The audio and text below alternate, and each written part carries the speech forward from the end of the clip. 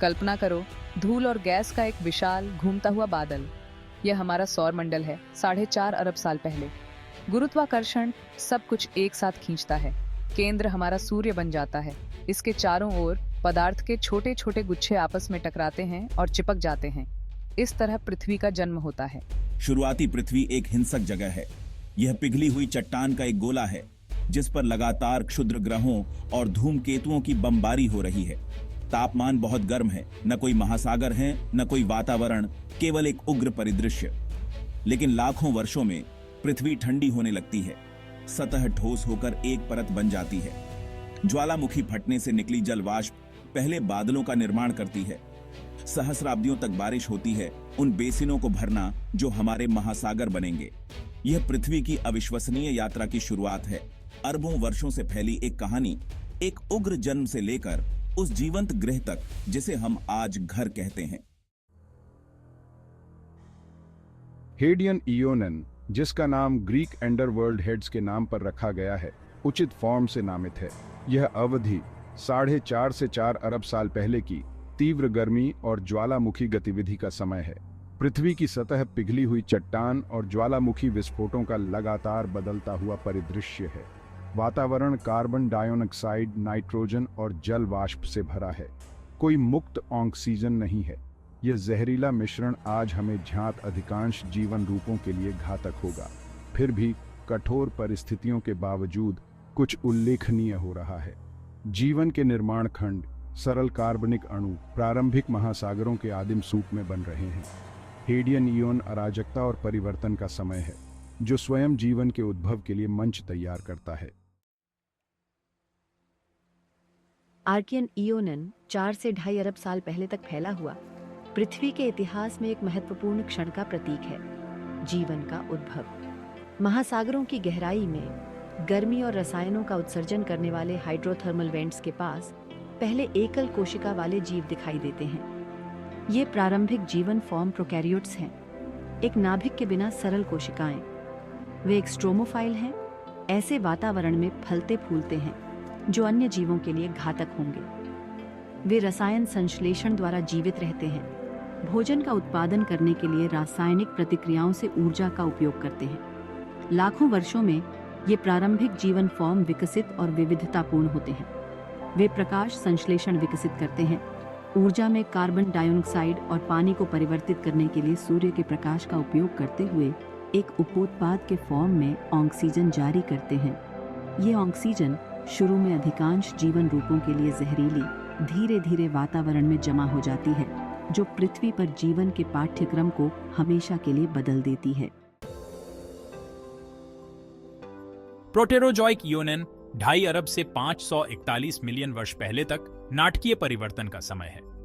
Oxygen पैदा करने वाले बैक्टीरिया का उदय वातावरण को बदल देता है। यह महान ऑक्सीकरण घटना एक महत्वपूर्ण क्षण है।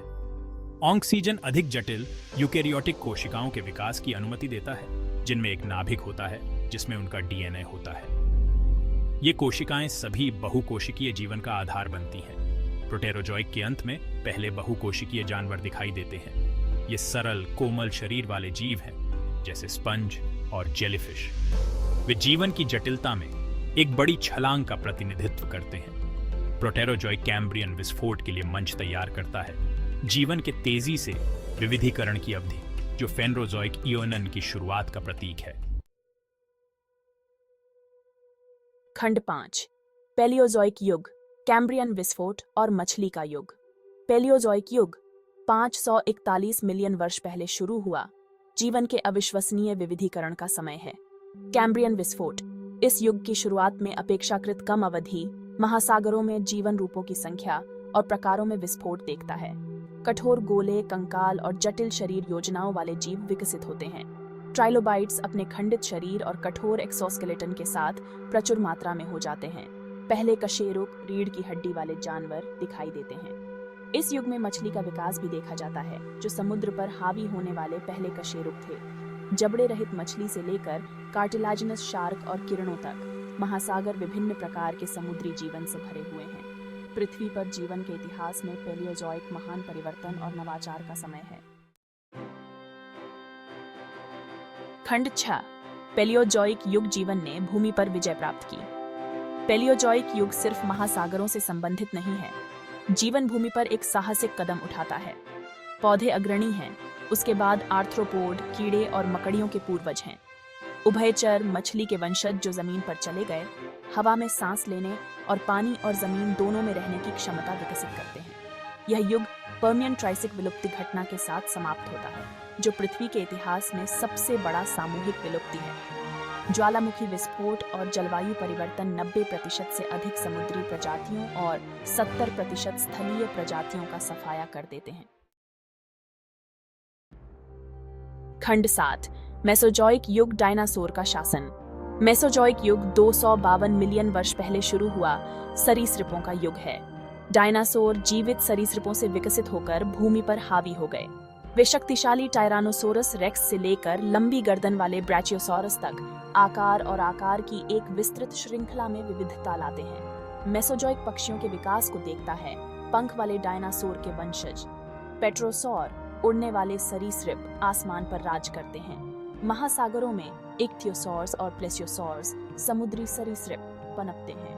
मेसोजोइक एक और सामूहिक विलुप्ति के साथ समाप्त होता है, जो संभवतः एक क्षुद्र ग्रह प्रभाव के कारण होता है। डायनासोर का सफाया कर देता है और स्तनधारियों के उदय का मार्ग प्रशस्त करता है। खंड 8 सेनोजोइक युग स्तनधारियों का युग। सेनोजोइक युग 66 मिलियन वर्ष पहले शुरू हुआ और आज तक जारी है। स्तनधारियों का युग है। डायनासोर के जाने के साथ स्तनधारी विविधता लाते हैं और खाली पड़े पारिस्थितिक स्थानों को भरने के लिए विकसित होते हैं। सेनोजोइक घास के मैदानों के उदय को देखता है, जो चरने वाले स्तनधारियों के लिए आवास प्रदान करता है। घोड़े, ऊंट और हिरण विकसित होते हैं और पनपते हैं। प्राइमेट, हमारे अपने पूर्वज भी इस युग के दौरान प्रकट होते हैं और विविधता लाते हैं। सेनोजोइक महत्वपूर्ण जलवायु परिवर्तन का समय है, जिसमें कई हिमयुग शामिल हैं, जो पृथ्वी पर जीवन के विकास और वितरण को आकार देते हैं। खंड 9 मनुष्यों का उदय। सेनोजोइक युग के भीतर एक उल्लेखनीय वंश उभरता है। प्रारंभिक प्राइमेट होमिनिड्स में विकसित होते हैं, हमारे प्रत्यक्ष पूर्वज। ये होमिनिड्स द्विपादवाद विकसित करते हैं, 2 पैरों पर सीधे चलते हैं। वे बड़े दिमाग और बढ़ी हुई बुद्धि विकसित करते हैं। वे उपकरणों का उपयोग करना शुरू करते हैं, आग को नियंत्रित करते हैं और भाषा विकसित करते हैं। यह लगभग 3 लाख साल पहले हमारी अपनी प्रजाति होमोसेपियंस के विकास की ओर ले जाता है। मनुष्य अमूर्त विचार, भाषा और उपकरण के उपयोग की अपनी क्षमता के साथ ग्रह पर गहरा प्रभाव डालते हैं। खंड 10 एंथ्रोपोसीन प्रकृति की शक्ति के फॉर्म में मनुष्य। पृथ्वी पर मनुष्यों का प्रभाव इतना महत्वपूर्ण है कि वैज्ञानिकों ने हमारे समय को चिह्नित करने के लिए एक नए युग एंथ्रोपोसीन का प्रस्ताव रखा है।